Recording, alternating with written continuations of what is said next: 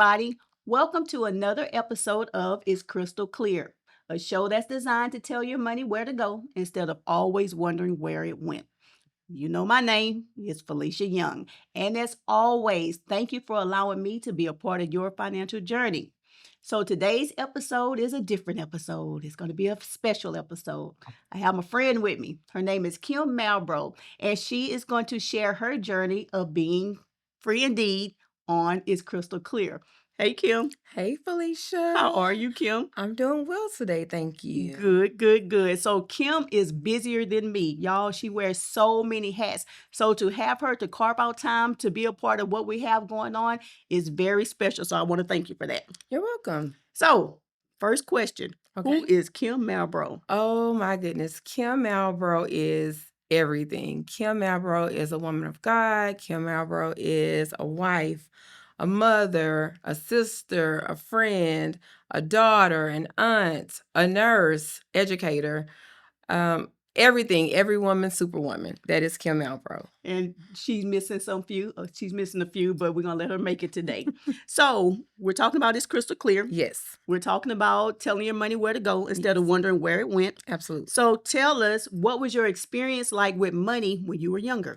Oh my God. Money when I was younger. I worked at an early age. I started working at 17 years old. I did not know how to manage money. I knew how to make money. I knew how to go to work. I knew that that was one of the things that I needed to do to survive. I just kind of just went to work and made money, didn't budget anything, didn't save anything, just kept going to work and kind of robbing Peter to pay Paul all the time. That's what I did. So when you were younger, what were some of the challenges? You had money coming in, but what were some of the challenges that you had started to face? The challenges that I started to face was that I did not know what to do with the money. I did not know how to save money. I had never even had a bank account until I met my husband. So I didn't know what to do with the money. Of course, I paid my bills. I did what I saw my parents doing with their money, which was pay bills and go to work and pay bills and go to work.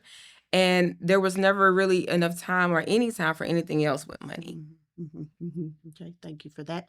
So, based off of what you just said, what made you change your mindset in regard to budgeting, making plans, and saving for those plans? Okay, so I have this friend, her name is Felicia, and she kind of made me write out my plan for my money. So it started with writing out all of my income that comes into my house and then writing all of my expenses. I soon found out that I had more going out than coming in. And a lot of it was because of my own faults of overspending, not saving, and just kind of doing what I wanted with my money because it was my money. So, what is the big goal that you are working towards? So my big goal that I'm working towards currently is to purchase my second home with the help and assistance of Felicia. I am working on a bigger home for my children and my husband, and just trying to manage my money a little bit better than what I did before. Also, with having had a home already, taking some of the money from my previous home and putting that into an interest-bearing account so that we can have money for long term. Awesome. And they have done a great job. They're doing a fantabulous job. So, we've been working together for some months now to reach this goal. What were some of the internal challenges that you had and some of the external challenges that you had while working towards this goal? Okay, so my challenges were that I like to spend money. I like to buy new clothes. I like for my family to look good. I like to match. And so I felt like every time we went out somewhere or every time we did something, we all had to have new matching outfits. That's one of my big things. That was huge for me to stop going on Amazon buying clothes all the time. Another thing is that if one of my friends called and said, "Hey, Kim, let's go out and have dinner," I was going. I would never say no. I always went, and I never even looked at the account to see how much money was in it or Was I causing any problems with what I was doing with my money? Even when it came down to groceries, if I go to the store, I'm going to go aisle to aisle looking to see what I can buy new. Instead of making a list of things that I need to buy, I would just kind of purchase whatever I wanted. Mhm. So you were married. How did that work with you and your husband going towards the same goal and having to make all those adjustments? So how did it work within the marriage? So my husband is a saver. He does not like to spend money. He is very, very tight, as people would say. Um, he really needed a mediator between the two of us, someone to help us to help really me to understand that if you save this, then you can work towards the future goals that you have.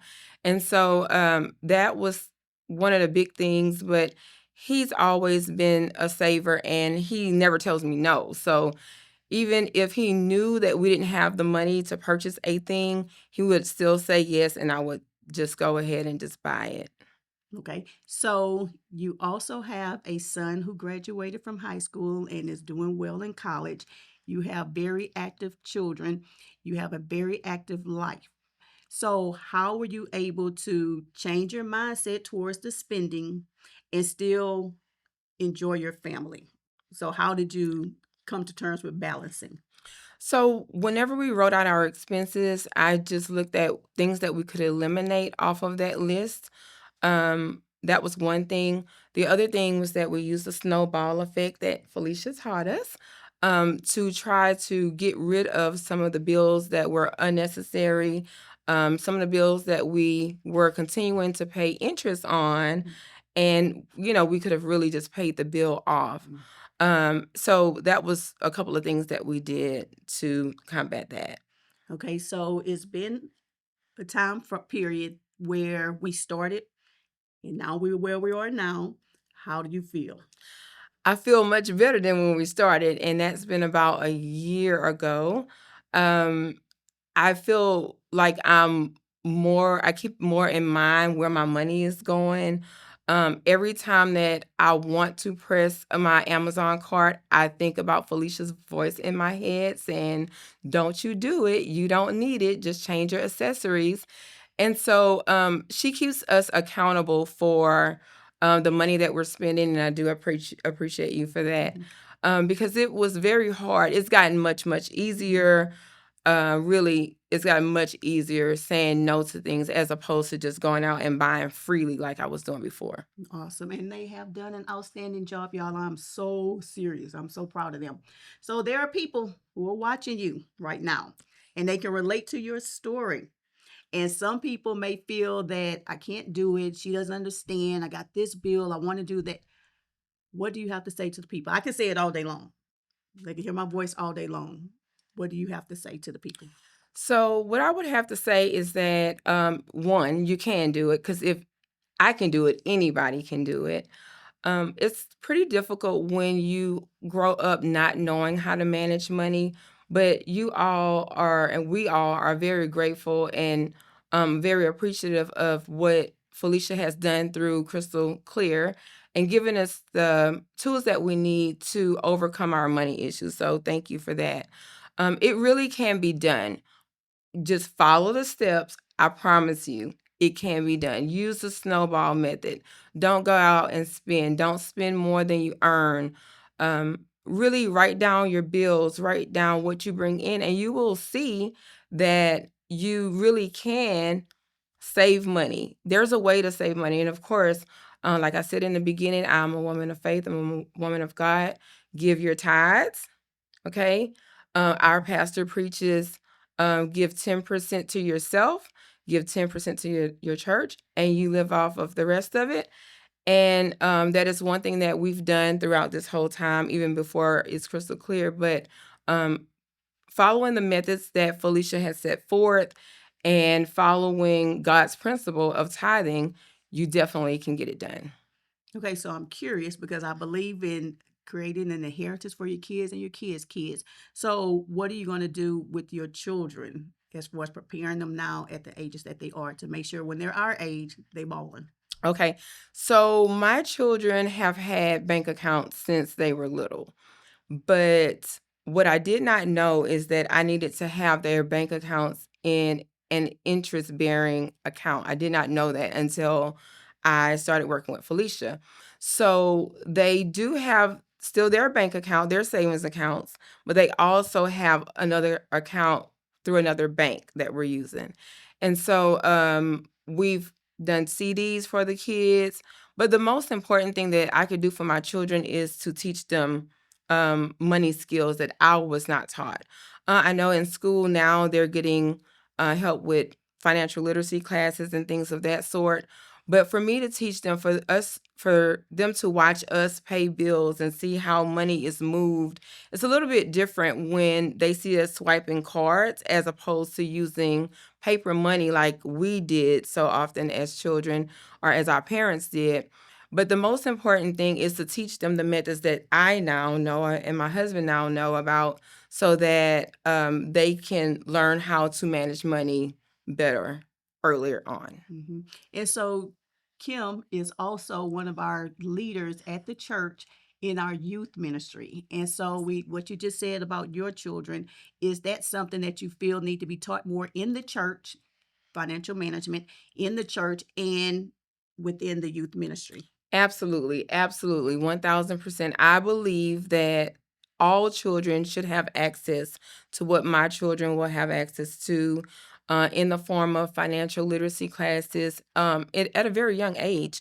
I have a daughter that's in third grade right now, and she's learning that in school. And so, as soon as they learn how to start counting, I believe that children should learn financial literacy, how to manage money, how to save, how to give in church.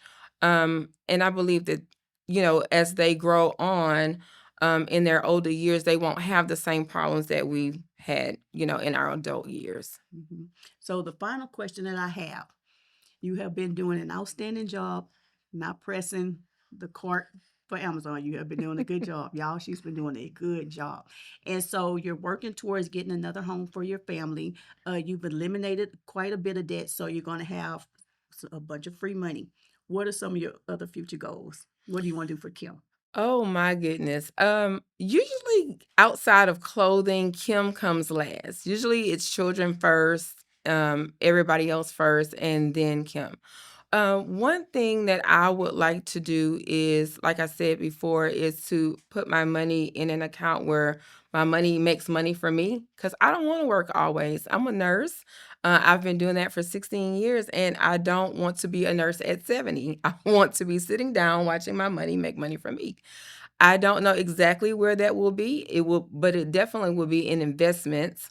Not quite sure where, but I am continuing to learn more about how to manage the money, how to save money, and how to continue to make my money work for me. And so I will definitely continue this podcast and learning about how to do that in the future. Yes, ma'am. Mhm. Awesome, awesome, awesome. So, do you have any final words for everybody who's watching today? Okay, y'all, listen to Felicia.